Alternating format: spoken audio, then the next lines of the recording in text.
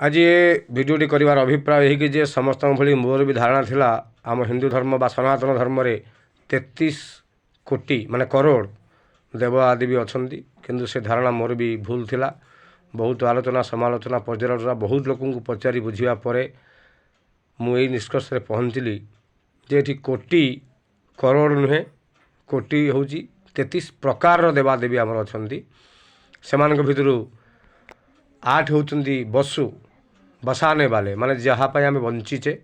जमीक up धर सोम ध्रुव अनिल अनल प्रत्युष प्रभास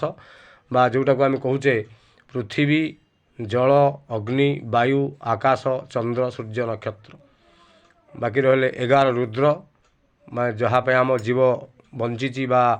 प्राण रही जमीक प्राणा अपाना व्याना समाना उडाना नाग कर्मा करिकाल देवदत्त धनंजय एवं शिव बा जीवात्मा ये हेले 11 रुद्र 12 हेले आदित्य आदित्यर अर्थ है समय जोटा कि आम 12 मास बोली कहीपरुचे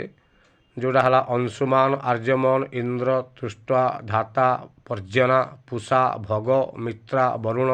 विवस्वान विष्णु एवं 2 हेले अश्विनी देवता जहाँ को आम कहूचे